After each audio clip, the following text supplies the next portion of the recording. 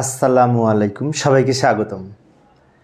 ICT বিষয়ের এই যে এইখানে একটি সংখ্যা দেওয়া আছে AC.5, এটি হেক্সাডেসিমাল সংখ্যা, 16 ভিত্তিক হেক্সাডেসিমাল সংখ্যা। এটার অক্টাল মান কী হবে তা নির্ণয় করতে হবে। এখন এই হেক্সাডেসিমাল থেকে সরাসরি অক্টালে রূপান্তর করা যায় না, তো মাধ্যম হিসেবে আমরা বাইনারি নিতে পারি। সেই ক্ষেত্রে এই হেক্সাডেসিমাল হতে প্রথমে 4 বিট করে মান বসিয়ে বাইনারিতে রূপান্তর করব, তারপর সেই বাইনারি মান হতে আবার অক্টালে রূপান্তর করতে পারবো। তো আমরা একটা লক্ষ্য করি, প্রথমে এ এবং সি পয়েন্ট যেখানে ছিল রেখেছি, 5 যেখানে ছিল রাখলাম, অর্থাৎ AC.5 এখানে লিখে নিলাম, একটু ফাঁকা করে লিখলাম, পয়েন্ট যেখানে ছিল সেখানে রেখেছি। এবার এগুলোর সমকক্ষ 4 বিট করে বাইনারি মান লিখতে হবে, কারণ হেক্সাডেসিমাল এর সমতুল্য বাইনারি 4 বিটের কোড, এটা তো আমরা জানি, তাই না? তাহলে এখন আমাদের এই যে হেক্সাডেসিমাল থেকে বাইনারি করার সময় যে নিয়ম প্রযোজ্য সেই নিয়মে করব।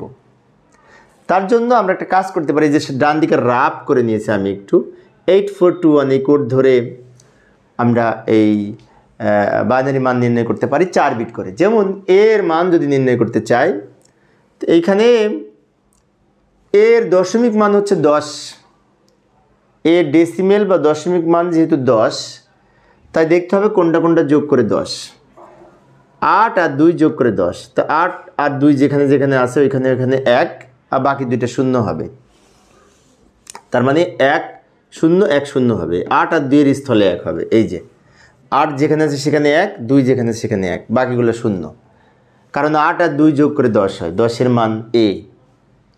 এবার সি এর মান কত হবে? সি এর মান তো 12, সি এর দশমিক মান যেহেতু 12, তো এই প্রথম দুইটা যোগ করে 12, 8 আর 4, তা প্রথম দুইটা 1, বাকি দুইটা শূন্য। পয়েন্ট যেখানে ছিল সেখানে রেখে দিলাম। এবার 5 এর মান কত হবে? এই যে 4 আর 1 যোগ করে 5, তা 4 এর নিচে 1, 1 এর নিচে 1, বাকিগুলো শূন্য। এই যে 4 যেখানে ছিল সেখানে 1, আর 1 যেখানে ছিল সেখানে 1, 8 আর 2 এই জায়গায় শূন্য হবে। এটা আমরা বাইনারি মান পেলাম। এখন কিছুক্ষণ আগে বলেছিলাম যে হেক্সাডেসিমাল থেকে প্রথমে বাইনারি করব, তারপর সেই বাইনারি হতে অক্টাল করব। তো এবার এই বাইনারি থেকে যদি অক্টাল করতে চাই, তা আমি একটা কথা লিখে নিতে পারি যে উক্ত বাইনারি হতে অক্টাল নিম্নরূপ, মানে এই বাইনারি হতে। এখন বাইনারি হতে অক্টাল নির্ণয়ের সময় অক্টাল হচ্ছে 3 বিটের কোড, তাই তিনটা বিটে ভাগ করে নিব। ভাগ করার সময় পয়েন্টের আগেরগুলি এদিকে ভাগ হবে, পয়েন্টের পরেরগুলি ওদিকে ভাগ হবে, আলাদা আলাদা ভাগ হবে। এই যে আগে আমি পয়েন্ট দিয়ে রেখেছি আলাদা আলাদা ভাগ করার জন্য। যেমন পয়েন্টের বাম দিকে 1 2 3 এই 3টা নিলাম, এরপরে 1, তারপরে 1 2 3 এই 3টা নিব, 101, এরপরে 1 0 বাকি থাকে। এখানে মোট 8টা বিট ছিল, 3 3 আর এই 2 6, তিনটা বিটে ভাগ করেছি, কিন্তু এখানে 3 বিট হয় না, না হলে বাম দিকে একটা অতিরিক্ত শূন্য দিয়ে 3 বিট তৈরি করতে হবে। শূন্য পূর্ণ সংখ্যা, যেহেতু এটি পূর্ণ সংখ্যার বাম দিকে শূন্য নেওয়া যাবে, প্রবলেম নাই। এই হচ্ছে পয়েন্টের পূর্বের সংখ্যা। এবার পয়েন্টের ওদিকে যাই, এইদিকে আমরা 4টা বিট আছে, তাহলে এখান থেকে ওইদিকে ভাগ করতে করতে ওইদিকে যাব। কিন্তু 1 2 3 এই 3টা আগে লিখলাম, পয়েন্টের কাছাকাছি যে 3টা আছে, তারপরে 1 বাকি থাকে। এখন 1-এর সাথে আরও 2টা শূন্য নিয়ে 3 বিট তৈরি করতে হবে, কিন্তু পয়েন্টের পরের সংখ্যার কাছে যদি শূন্য নিতে হয় তাহলে এই ডান দিকে নিতে হবে, এই ডান দিকে নিতে হবে। আমি আবারও বলছি, অতিরিক্ত শূন্য যদি নেওয়ার প্রয়োজন হয় তো পূর্ণ সংখ্যার সর্ববামে নেওয়া যাবে, কারণ পূর্ণ সংখ্যার বামে শূন্যের কোনো মূল্য নাই, এক্সট্রা শূন্য নেওয়া যাবে, মানের পরিবর্তন হবে না।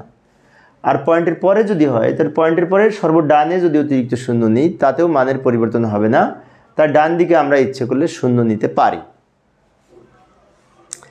এবার এইগুলোর সমকক্ষ প্রত্যেকটার অক্টাল মান লেখার জন্য আমরা এই কোডের হেল্প নিতে পারি। এখানে যেমন ছিল 1 1 এর দ্বিগুণ 2, 2 এর দ্বিগুণ 4, 4 এর দ্বিগুণ 8, আর এইখানে এই 4 পর্যন্ত, অর্থাৎ 1 1 এর দ্বিগুণ 2, 2 এর দ্বিগুণ 4, 421 বলা হয়, অনেকে এটি মজা করে বলে থাকে 421। আমার কলেজের শিক্ষার্থীরা সমস্যা নেই, বললে মনে রাখলে হবে।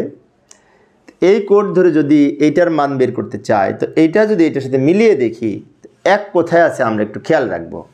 মাঝখানে 1 আছে, আর এখানে মাঝখানে 2 আছে। 2 যেখানে সেখানে যেহেতু 1 আছে, তাই 2 এখানে লিখব। আমি আবার বলছি, এক যদি একটা থাকে, যেমন এখানে একটা মাত্র এক, তাহলে যেখানে থাকবে সেই সংখ্যাটা বলবে। যেমন মাঝে ছিল, মাঝেরটা লিখলাম। আর এক যদি একাধিক থাকে, যেমন এখানে দুইটা এক আছে, তাহলে যেখানে যেখানে থাকবে ওইগুলো যোগ হবে। কিভাবে? আমি যদি এটার সাথে মিলিয়ে দেখি, তাহলে 4 যেখানে আছে সেখানে এক, আর এই এক যেখানে আছে সেখানে এক। দুই প্রান্তে এক মানে কি, দুই প্রান্তের এই দুটো যোগ করে 4 আর 1 যোগ করে 5 হবে, 5 লিখব। এবার এখানে কিন্তু একটা এক কোথায় আছে? প্রথমে। তার মানে কি, প্রথমে 4 আছে, 4 যেখানে সেখানে এক আছে, তাই 4 এখানে লিখব। পয়েন্ট যেখানে ছিল রেখে দিব, পয়েন্টের জায়গায় পয়েন্ট থেকে যাবে। এবার এইখানে আবার মাঝখানে এক মানে কি, 2 এর স্থলে 1, তাই 2 বসবে। এখানে আবার প্রথমে 1 মানে কি 4 বসবে।